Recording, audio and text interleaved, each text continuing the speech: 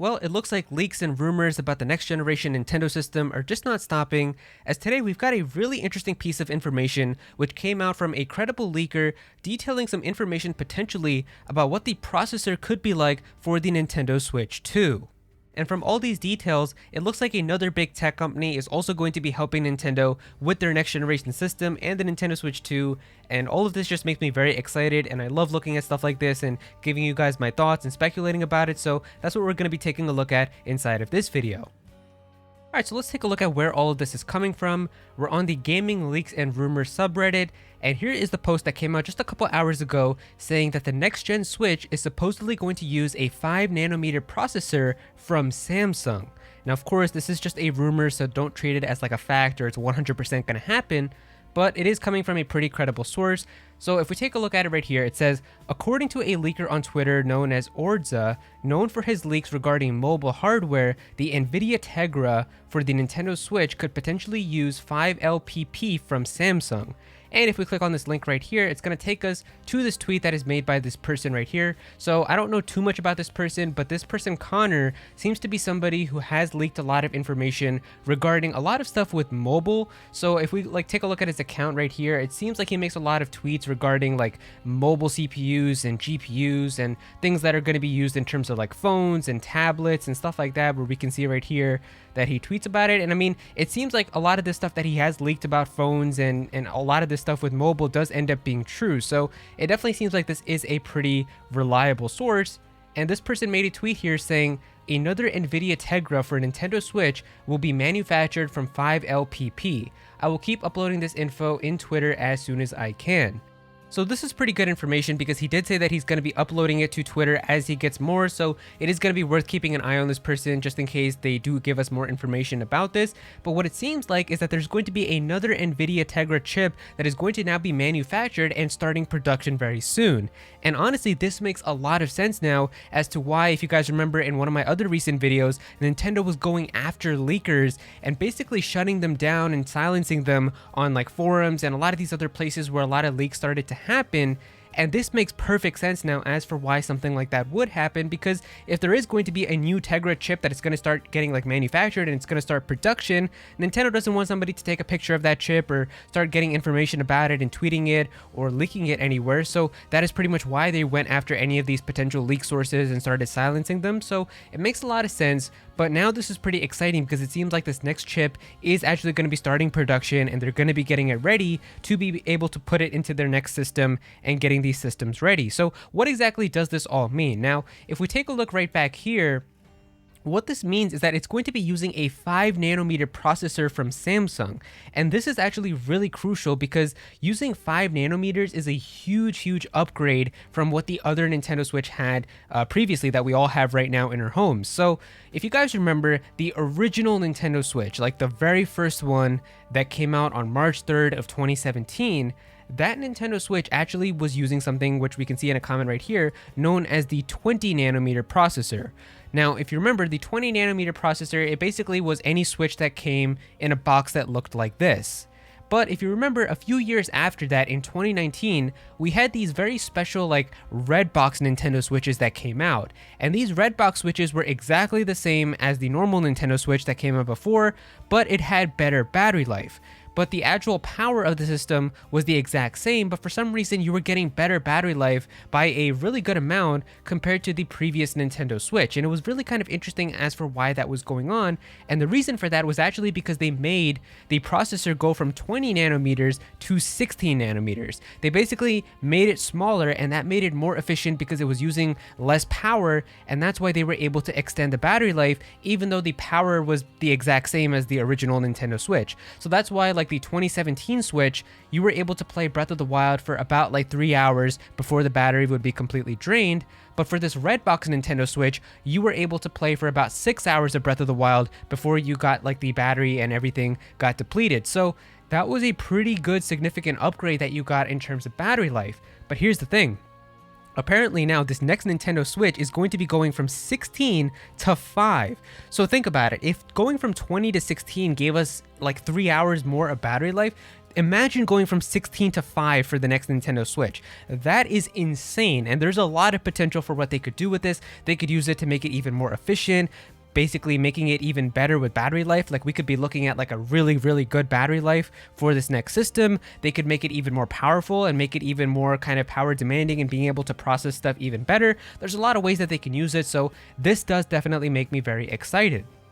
And if you want some more technical information, this is somebody who was talking about it on a forum, and it does use a little bit of technical jargon, so it might be a little bit difficult to try to understand, but it can still kind of give you an idea for what exactly this next system could be like, and even what Nintendo might have been planning before. So if we take a look at this, it says right here, since this is the top of this page, I want to detail some thoughts on the info that we have so far. The 5LPP Samsung node rumor from about 5 hours ago, found on the last page, offers an about 50% power consumption reduction over the 8nm found in Orin.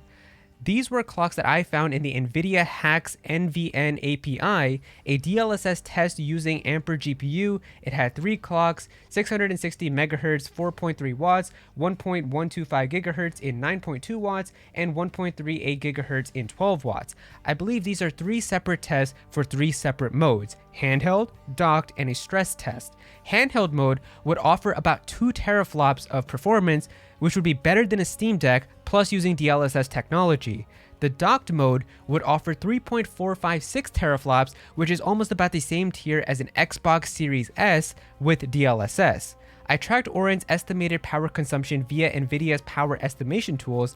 624 MHz with Drake's configuration requires about 8.5 watts on 8nm, and the name of this DLSS test clock was 4.3 watts. This lines up extremely well with the rumor that Drake is on 5LPP. These numbers are estimations, and the GPU is different, but it falls in the realistic range, as does the 1.25 GHz from what I've been able to extrapolate from the tool. Orin CPU power consumption for 8 cores at 1.8 MHz is 4.5 watts, considering only 7 cores would be used for games, with 1 being reserved for the OS.